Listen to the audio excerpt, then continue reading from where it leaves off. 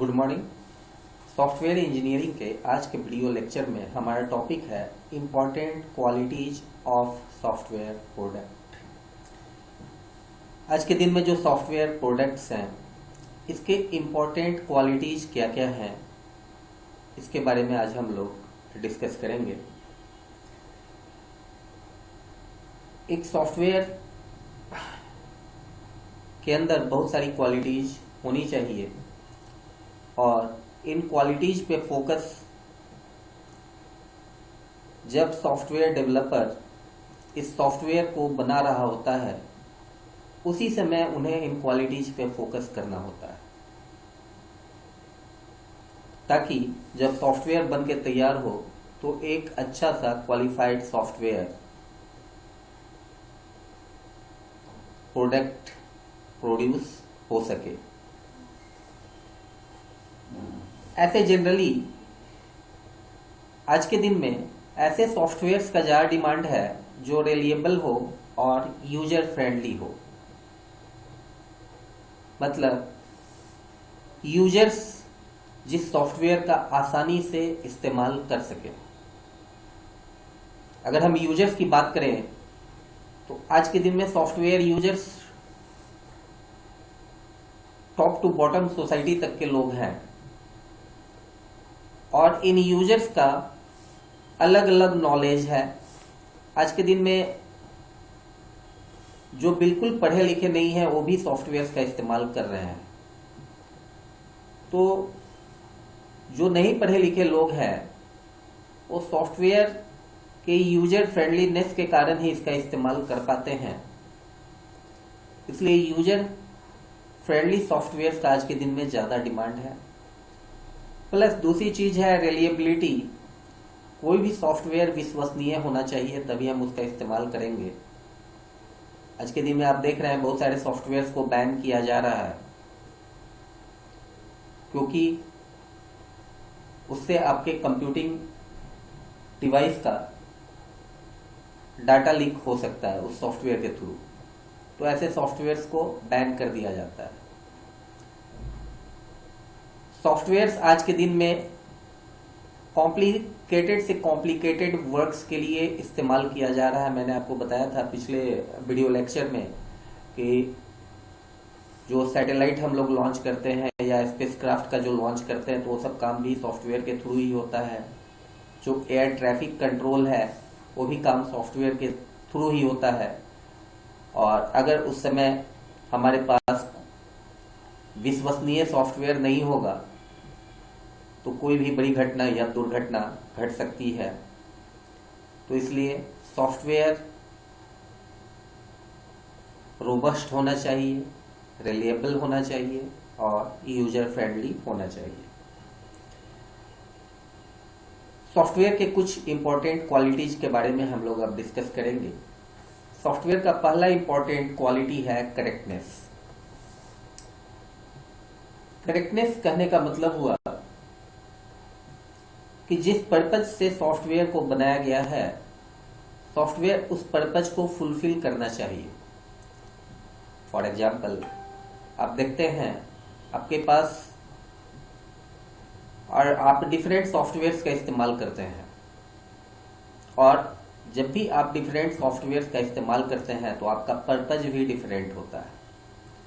आप गाना सुनने के लिए किसी और सॉफ्टवेयर का इस्तेमाल करते हैं, गेमिंग के लिए बहुत सारे डिफरेंट सॉफ्टवेयर्स का इस्तेमाल करते हैं, फोटो एडिटिंग के लिए आप सॉफ्टवेयर्स का इस्तेमाल करते हैं, आप डाटा क्रिएट करने के लिए सॉफ्टवेयर का इस्तेमाल करते हैं, आप टेक्स्ट को लिखने के लिए सॉफ्टवेयर का इस्तेमाल करते हैं। तो आपका डिफरेंट पर्पज होता है और हर सॉफ्टवेयर उसके अकॉर्डिंगली आपको सॉफ्टवेयर का चुनाव करना होता है। आज के दिन में आप देखिएगा स्मार्टफोन्स के अंदर बहुत सारे सॉफ्टवेयर्स का एडवर्टाइजमेंट्स भी आता रहता है और उसमें आपको दिखाता है कि इस सॉफ्टवेयर को इंस्टॉल करने के बाद आप इस तरीके से काम कर सकते हैं।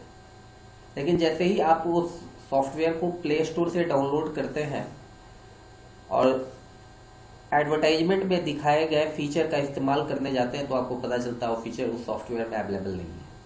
ठीक है। तो इसी को हम लोग करेक्टनेस कहते हैं। जिस पर्पज से सॉफ्टवेयर को बनाया गया है उस पर्पज को सॉफ्टवेयर फुलफिल सॉफ्टवेयर को करना चाहिए। हमारा दूसरा इंपॉर्टेंट टॉपिक है रिलायबिलिटी।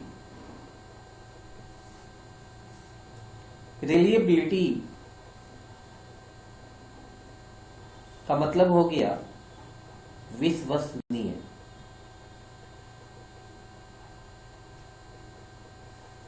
जब सॉफ्टवेयर बन के तैयार होता है तो भले ही हमारे सॉफ्टवेयर डेवलपर्स कितने ही एक्सपर्ट्स क्यों न हो, कहीं न कहीं वो बग्स को ढूंढते हैं और उसको फिर सही करते हैं, सुधारते रहते हैं। कितने भी सुधार के बावजूद सॉफ्टवेयर में कहीं न कहीं बग्स रह ही जाता है और उन बग्स को फिर सॉफ्टवेयर के अपग्रेड्स के थ्रू, मतलब जो सॉफ्टवेयर का अपग्रेड्स हम रिलीज करते हैं और उसके थ्रू उसको फिर सुधारते हैं या सुधारने की कोशिश करते हैं। तो ऐसे माइनर बग्स हर सॉफ्टवेयर में लगभग होते ही हैं, माइनर बग्स। तो दिस इज रिलायबिलिटी, मतलब सॉफ्टवेयर जो हम यूज कर रहे हैं वो विश्वसनीय होना चाहिए। उसमें कोई ऐसा मेजर बग नहीं होना चाहिए कि आप जो काम कर रहे हैं उस काम पे वो को डिस्टर्ब कर दे। तो सॉफ्टवेयर को विश्वसनीय बनाने के लिए बार बार उसमें बग्स को हम ढूंढते हैं और फिर उसको सुधारते हैं। और इसके लिए सॉफ्टवेयर का नए अपग्रेड्स हम लाते रहते हैं, रिलीज करते रहते हैं अपग्रेड्स को और उन बग्स को फिल्टर करते रहते हैं। तो इस तरह सॉफ्टवेयर को रिलायबल बनाया जाता है।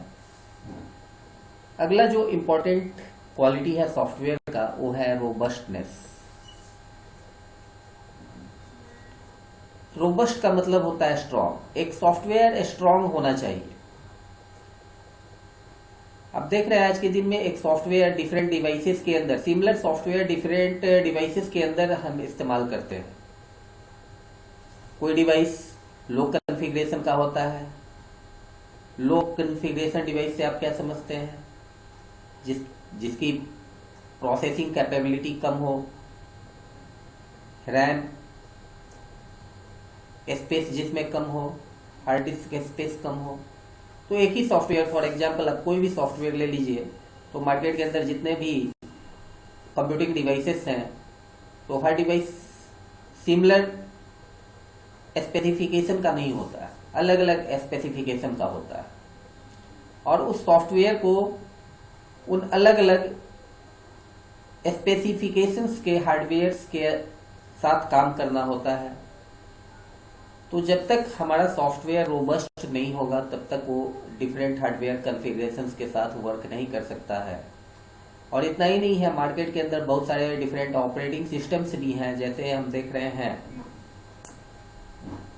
कि विंडोज का ज़्यादातर इस्तेमाल हो रहा है, वहीं जो सॉफ्टवेयर इंजीनियर्स हैं वो लाइनेक्स का इस्तेमाल करते हैं। मैकिन्टोश भी एप्पल का एक ऑपरेटिंग सिस्टम है। तो एक ही सॉफ्टवेयर को डिफरेंट ऑपरेटिंग सिस्टम्स के साथ भी काम करना पड़ता है। किसी यूजर के पास विंडोज है तो वही एप्लीकेशन विंडोज के साथ चल रहा है। किसी यूजर के पास मैक ओएस है तो वही सॉफ्टवेयर फिर मैक ओएस के साथ काम कर रहा है। किसी यूजर के पास लाइनेक्स है तो वही सॉफ्टवेयर फिर लाइनेक्स ऑपरेटिंग सिस्टम के साथ वर्क कर रहा है। तो यहाँ भी सॉफ्टवेयर का रोबस्टनेस जो हुआ वो काफ़ी अच्छा वर्क करता है। एक रोबस्ट सॉफ्टवेयर ही डिफरेंट हार्डवेयर और सॉफ्टवेयर्स के साथ कॉम्पैटिबल होकर वर्क कर सकता है। अगला जो सॉफ्टवेयर का इंपॉर्टेंट क्वालिटी है वो है यूजर फ्रेंडलीनेस। आज के दिन में आप देखिएगा कंप्यूटर के अंदर दो तरह का यूजर इंटरफेस होता है। एक होता है कैरेक्टर यूजर इंटरफेस, मतलब जो पढ़े लिखे लोग हैं वो कंप्यूटर को पढ़ के जो इंस्ट्रक्शंस लिखा हुआ होता है उसको पढ़ के ऑपरेट करते हैं। वहीं दूसरा जो इंटरफेस है वो है GUI, graphical user interface. Graphical user interface उन लोगों के लिए दिया गया है जो तो या पढ़े लिखे नहीं हैं या कम पढ़े लिखे हैं, तो वो भी आज के दिन में कंप्यूटिंग डिवाइसेस को, सॉफ्टवेयर्स को ऑपरेट करते हैं। तो वो आइकन्स के थ्रू, पिक्चर आइकन्स जो दिया गया है तो उसके थ्रू वो कंप्यूटर को ऑपरेट करते हैं। तो कोई भी सॉफ्टवेयर जो मार्केट में आज के दिन में है वो यूजर फ्रेंडली होगा, तभी लोग उसका ज्यादा से ज्यादा इस्तेमाल करेंगे। अभी यूजर फ्रेंडली होने का मतलब भी अलग अलग यूजर्स के लिए अलग अलग यूजर फ्रेंडलीनेस होता है। जैसे जो कम पढ़े लिखे यूजर हैं तो उनको ग्राफिकल यूजर इंटरफेस अच्छा लगता है, लेकिन जो कंप्यूटर फील्ड के प्रोफेशनल्स हैं तो उनको कैरेक्टर यूजर इंटरफेस अच्छा लगता है। इसलिए कंप्यूटर के अंदर आप देखिएगा कोई भी ऑपरेटिंग सिस्टम होता है तो ये दोनों फीचर देता है। वो ग्राफिकल यूजर इंटरफेस के थ्रू भी हम उसको ऑपरेट कर सकते हैं और कैरेक्टर यूजर इंटरफेस के थ्रू भी हम उसको ऑपरेट कर सकते हैं। इसके बाद सॉफ्टवेयर का जो अगला इंपॉर्टेंट क्वालिटी है वो है verifiability. It means able to verify. एक सॉफ्टवेयर प्रोडक्ट जो होता है तो सॉफ्टवेयर प्रोडक्ट के अंदर ऐसे कोड दिए गए होते हैं जो सॉफ्टवेयर की क्वालिटी को मॉनिटर करता रहता है, सुधारता रहता है और परफॉर्मेंस, सॉफ्टवेयर के परफॉर्मेंस को बनाए रखता है। तो एक अच्छा सॉफ्टवेयर के अंदर ऐसा कोर्स होता है जो उसको रेगुलर वेरीफाई करता रहता है। इसको हम लोग वेरीफिएबिलिटी कहते हैं। इसके बाद अगला जो पॉइंट हमारा है वो है मेंटेनेबिलिटी।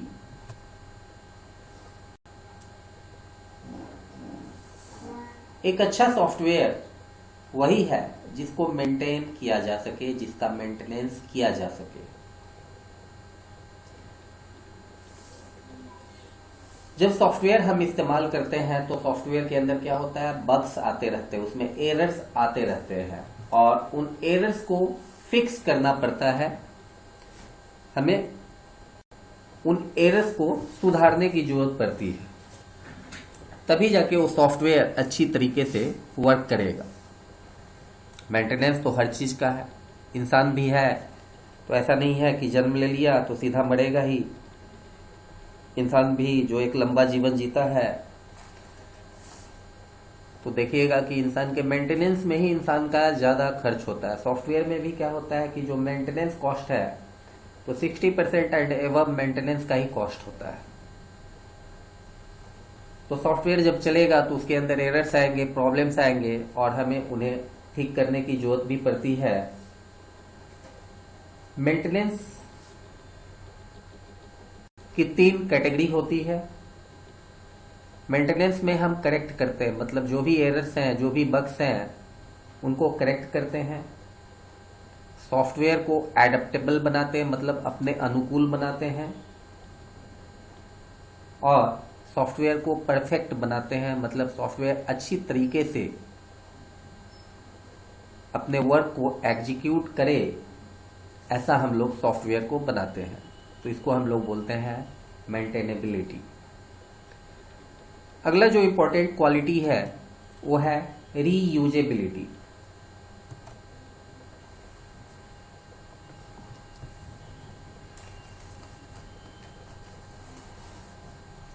सॉफ्टवेयर के डिफरेंट कंपोनेंट्स होते हैं। और इन कंपोनेंट्स को रीयूजेबल बनाया जाता है। मतलब किसी सॉफ्टवेयर का कोई कंपोनेंट अगर किसी दूसरे सॉफ्टवेयर को जरूरी हो तो वो सॉफ्टवेयर भी उस कंपोनेंट का इस्तेमाल कर सके, ऐसा बनाया जाता है। जैसे हम लोग देखते हैं जब हम प्रिंट कमांड देते हैं तो हमारा जो लेटर होता है वो एमएस वर्ड में होता है और हमारे एमएस वर्ड के प्रोग्राम को फिर हमारा जो प्रिंटर का प्रोग्राम होता है वो एक्सेस करता है। मतलब एमएस वर्ड का सॉफ्टवेयर और प्रिंटर का जो सॉफ्टवेयर है दोनों मिलके उस प्रिंट आउट को प्रिंट करके बाहर निकालता है। तो एक एप्लीकेशन दूसरे एप्लीकेशन को सपोर्ट करता है। तो इस तरह से रीयूजेबिलिटी इसको भी कहते हैं। और दूसरा हो गया कि एक सॉफ्टवेयर का हम बार बार इस्तेमाल करते हैं तो इसको भी रीयूजेबल कहते हैं। तो एक अच्छा सॉफ्टवेयर रीयूजेबल होना चाहिए। अगला जो हमारा पॉइंट है वो है पोर्टेबिलिटी। एक अच्छा सॉफ्टवेयर पोर्टेबल होना चाहिए। मतलब एक अच्छा सॉफ्टवेयर कम स्पेस ले, ऐसा होना चाहिए। और मार्केट में जितने भी हार्डवेयर सॉफ्टवेयर्स के computer hardwares and operating systems तो सबके साथ कॉम्पैटिबल होना चाहिए। वो डिफरेंट हार्डवेयर्स के साथ वर्क कर सके, डिफरेंट सॉफ्टवेयर के साथ वर्क कर सके, इस तरीके का होना चाहिए। और डिफरेंट जो प्रोसेसर्स हैं और डिफरेंट जो ऑपरेटिंग सिस्टम्स हैं उसके साथ भी वर्क कर सके।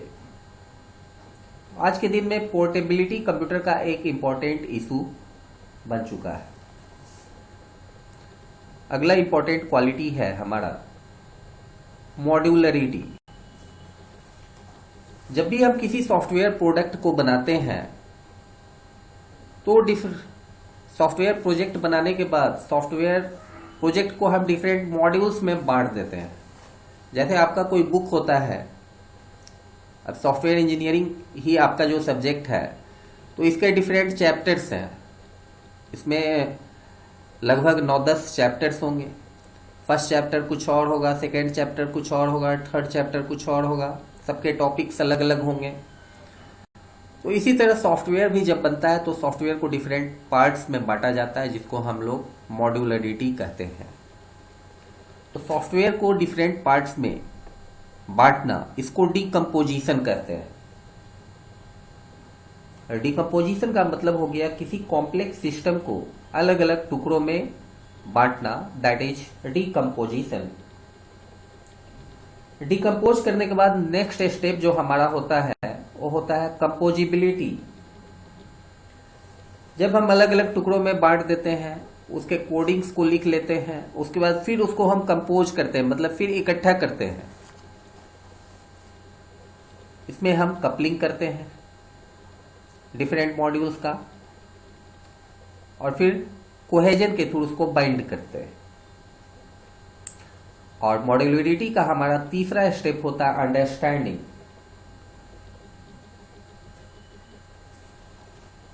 अंडरस्टैंडिंग का मतलब हो गया मॉड्यूलरिटी से हमारी अंडरस्टैंडिंग जो सिस्टम की होती है वो बढ़ जाती है। हम एक सॉफ्टवेयर प्रोजेक्ट को अगर ऐसे ले तो आसानी से नहीं समझ सकते। अगर बुक्स में चैप्टर्स नहीं दिए जाएं, सीधा सारे टॉपिक्स बिना चैप्टर के पूरे बुक में 500 पेजेज के बुक में अगर आपको सीधा टॉपिक बाय टॉपिक दे दिया जाए, चैप्टर्स में ना बांटा जाए, तो क्या होगा, पढ़ना काफी टफ टास्क हो जाएगा। तो उसको जब हम डिफरेंट चैप्टर्स में बांट देते हैं, फिर चैप्टर्स को डिफरेंट टॉपिक्स में बांट देते हैं, तो अंडरस्टैंडिंग, उसको समझना इजी हो जाता है। तो सॉफ्टवेयर में भी ऐसा ही है कि जब सॉफ्टवेयर प्रोजेक्ट को डिफरेंट मॉड्यूल्स में बांट दिया जाता है तो हमें समझने में, सॉफ्टवेयर को समझने में काफी आसान हो जाता है सॉफ्टवेयर को समझना। और लास्ट पॉइंट है हमारा टेस्टेबिलिटी। जब हम सॉफ्टवेयर को बना लेते हैं तो फिर लास्ट में उसको बारीकी से टेस्ट करते हैं, एक एक फंक्शन को चला के देखते हैं, एक एक फंक्शन के आउटपुट को देखते हैं कि हर फंक्शन सही आउटपुट दे रहा है कि नहीं। इसमें भी देखते हैं कि जिस मॉड्यूल को जिस पर्पज से बनाया गया है वो मॉड्यूल उस पर्पज को फुलफिल कर रहा है या नहीं। तो दिस इज कॉल्ड टेस्टेबिलिटी। तो इसी के साथ हमारा आज का जो टॉपिक है important qualities of software product समाप्त होता है। Thank you.